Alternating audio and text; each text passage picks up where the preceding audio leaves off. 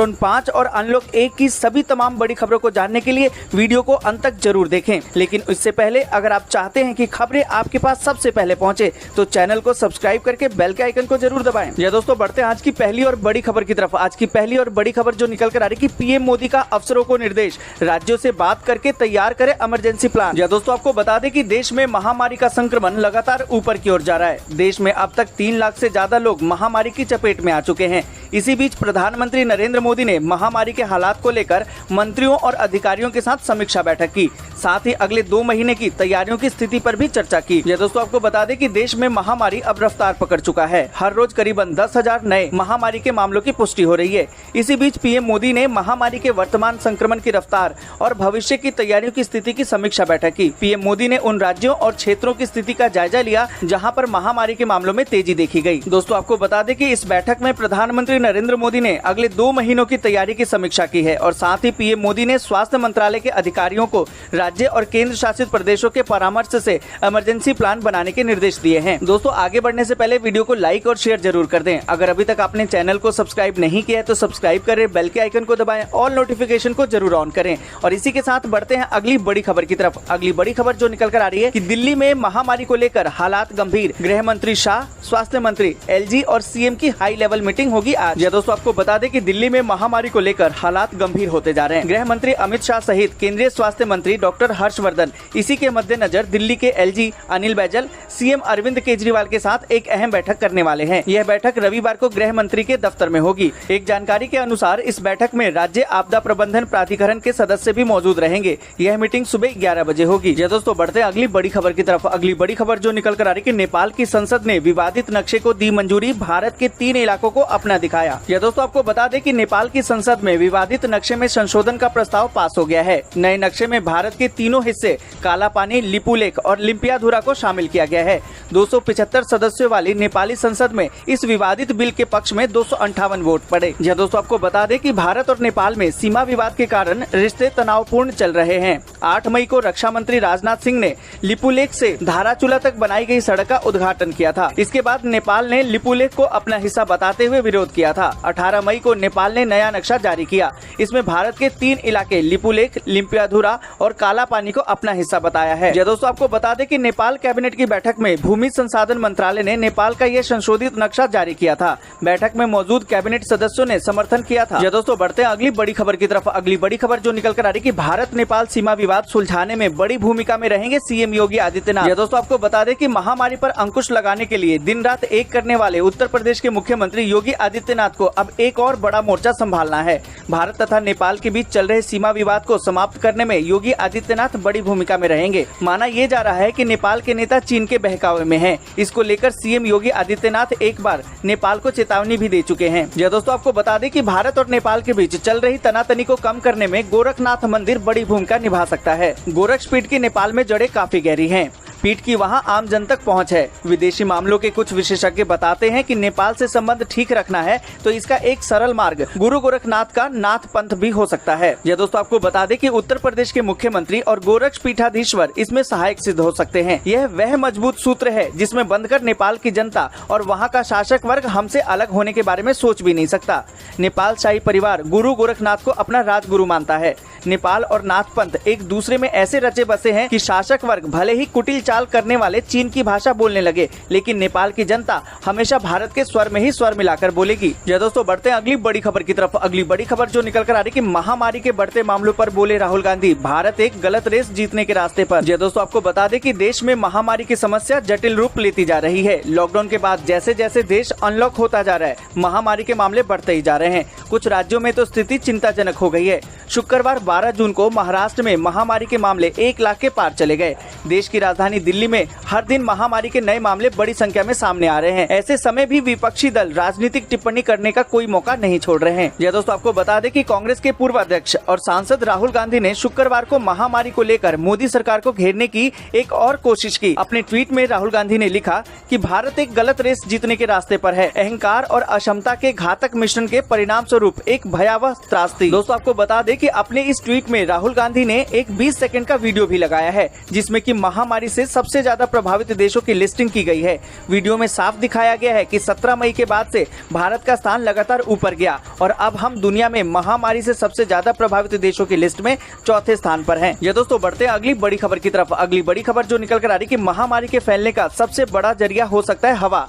वैज्ञानिकों ने बताई ये जरूरी बात। ये दोस्तों आपको बता दें कि महामारी का सितम दुनिया भर में लगातार जारी है। इस बीच वैज्ञानिकों ने एक ताजा स्टडी में कहा है कि महामारी के फैलने का सबसे बड़ा जरिया और इस बीमारी के फैलने का प्रमुख जरिया हवा हो सकती है। पीटीआई की खबर के मुताबिक एक स्टडी में दुनिया भर में इस महामारी के 3 प्रमुख सेंटर में इसके प्रकोप का आंकलन किया गया है। यह दोस्तों आपको बता दें कि वैज्ञानिकों ने महामारी के 3 सेंटर चीन के वुहान, अमेरिका में न्यूयॉर्क शहर और इटली में इस संक्रमण के रुझान और कंट्रोल के लिए उठाए गए कदमों का आंकलन करके महामारी के फैलने के माध्यमों का आंकलन किया है। स्टडी के आधार पर उन्होंने कहा कि हवा से होने वाले प्रसार सबसे ज्यादा संक्रामक हैं और यह बीमारी के प्रसार का प्रमुख जरिया है। यह दोस्तों आपको बता दें कि उन्होंने कहा कि हमारी स्टडी से पता चलता है कि महामारी को रोकने में दुनिया इसलिए नाकाम हुई क्योंकि उसने हवा के जरिए इसके फैलने की गंभीरता को नहीं पहचाना। उन्होंने निष्कर्ष निकाला है कि सार्वजनिक स्थानों पर चेहरे पर मास्क लगाकर बीमारी को फैलने से रोकने में काफी मदद मिल सकती है। ये दोस्तों बढ़ते हैं अगली बड़ी खबर की तरफ। अगली बड़ी खबर जो निकल कर आ रही कि योगी आदित्यनाथ सरकार श्रमिकों पर फिर से मेहरबान, करीबन 10.5 लाख के खाते में हजार किए ट्रांसफर। ये दोस्तों आपको बता दें कि महामारी के बढ़ते संक्रमण के कारण लॉकडाउन में काम न होने के कारण परेशान श्रमिक तथा कामगारों पर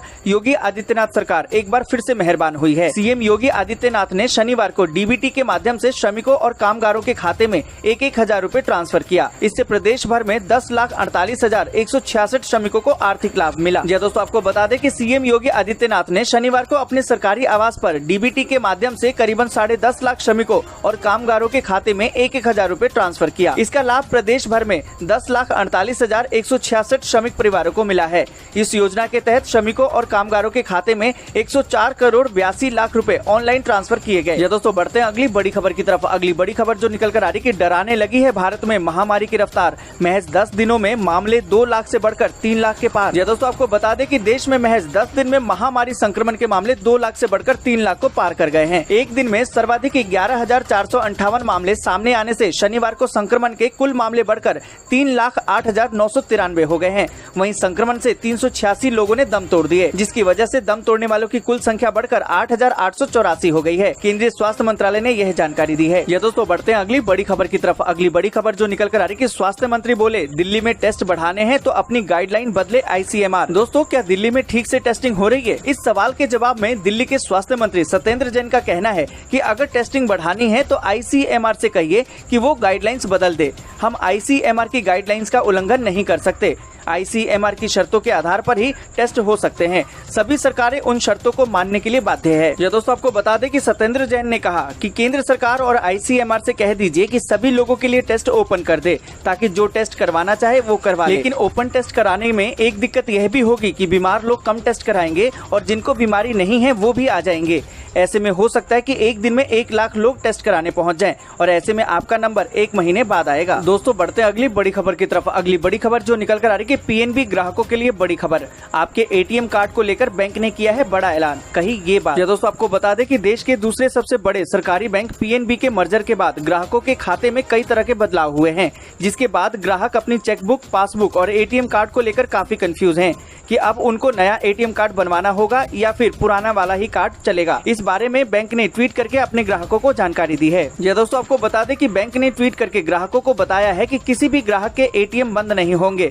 सभी ग्राहक अपने पुराने ATM कार्ड का इस्तेमाल उसी तरह कर सकेंगे जैसा कि पहले करते थे। इसके साथ ही बताया कि ग्राहक को अपना मोबाइल नंबर या ईमेल ID अपडेट या रजिस्टर करना हो तो वह भी बैंक में किसी भी शाखा में जाकर करा सकेंगे। दोस्तों बढ़ते हैं अगली बड़ी खबर की तरफ। अगली बड़ी खबर जो निकल कर आ रही कि सूंघने की क्षमता में कमी और स्वाद का पता नहीं चलना अब महामारी के लक्षणों में शामिल। यह दोस्तों आपको बता दें कि केंद्रीय स्वास्थ्य मंत्रालय द्वारा शनिवार को जारी संशोधित चिकित्सीय प्रोटोकॉल प्रबंधन के अनुसार गंध और स्वाद महसूस न होने को भी महामारी महामारी के लक्षणों में शामिल किया गया है। मंत्रालय ने कहा कि विभिन्न महामारी उपचार केंद्रों में आ रहे महामारी से संक्रमित लोग बुखार, खांसी, थकान, सांस लेने में दिक्कत, बलगम, मांसपेशियों में दर्द, गले में खराबी और दस्त जैसे लक्षणों की शिकायत कर रहे हैं। उन्होंने सांस संबंधी दिक्कत शुरू होने से पहले गंध और स्वाद महसूस न करने जैसे लक्षणों की शिकायत भी की है। दोस्तों, आपको बता दें कि मंत्रालय ने कहा कि बुजुर्ग लोगों और कमजोर रोग प्रतिरोधक क्षमता वाले लोगों में थकान, सजगता की कमी, गतिशीलता की कमी, दस्त, भूख न लगना, अचेत होना और बुखार न होने जैसे कुछ अलग लक्षण भी हो सकते हैं। वयस्कों की तरह बच्चों में बुखार या खांसी जैसे लक्षण नहीं दिखे। अमेरिका के राष्ट्रीय जन स्वास्थ्य संस्थान, रोग नियंत्रण और रोकथाम केंद्र यानी कि CDC ने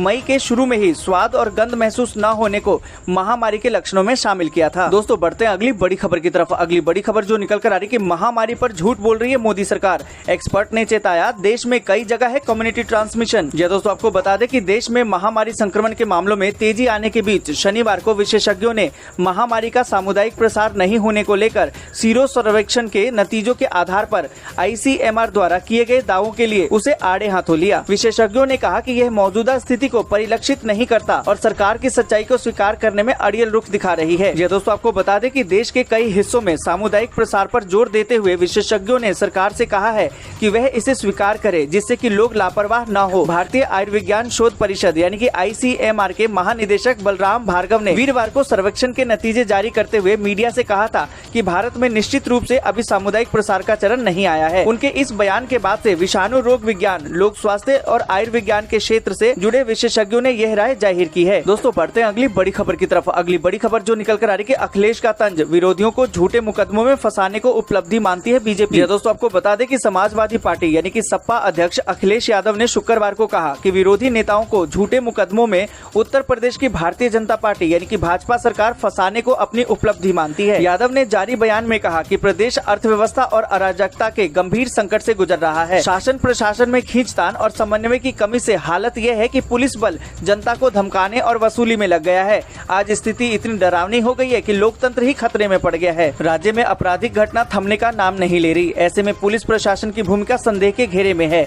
जैसे महामारी भाजपा के हाथ नहीं आ सका, वैसे कानून व्यवस्था भी भाजपा सरकार के नियंत्रण से निकल गई है। भाजपा विरोधी नेताओं को झूठे मुकदमों में फंसाने को अपनी उपलब्धि मानती है। जी दोस्तों, बढ़ते हैं अगली बड़ी खबर की तरफ। अगली बड़ी खबर जो निकल कर आ रही है कि व्हाट्सएप में जल्दी आ रहा है नया फीचर, अब तारीख से ढूंढ पाएंगे मैसेज। जी दोस्तों, आपको बता दें कि व्हाट्सएप यूजर के चैटिंग एक्सपीरियंस को अच्छा बनाने के लिए समय समय पर नए अपडेट करता रहता है। इन दिनों भी कंपनी एक खास फीचर पर काम कर रही है। इस फीचर की मदद से मैसेज ढूंढना काफी आसान हो जाएगा। जी हाँ, अब आप व्हाट्सएप पर काफी आसानी से मैसेज सर्च कर पाएंगे। दरअसल company search by date feature को टेस्टिंग कर रही है। जी दोस्तों, आपको बता दें कि इन दिनों company search by date feature लाने की तैयारी में है, जिसके जरिए यूजर्स तारीख के हिसाब से मैसेज खोज पाएंगे। यानी आप जिस तारीख का मैसेज देखना चाहते हैं उसको तारीख के हिसाब से ढूंढ लेंगे। दोस्तों, बढ़ते हैं अगली बड़ी खबर की तरफ। अगली बड़ी खबर जो निकल कर आ रही है कि यूपी में दलित उत्पीड़न से मायावती नाराज, कहा कि कड़ा एक्शन ले सरकार। जी हाँ दोस्तों, आपको बता दें कि उत्तर प्रदेश की पूर्व मुख्यमंत्री और बहुजन समाज पार्टी यानी कि बसपा की प्रमुख मायावती ने राज्य में हो रहे दलित उत्पीड़न पर कड़ी प्रतिक्रिया जाहिर की है।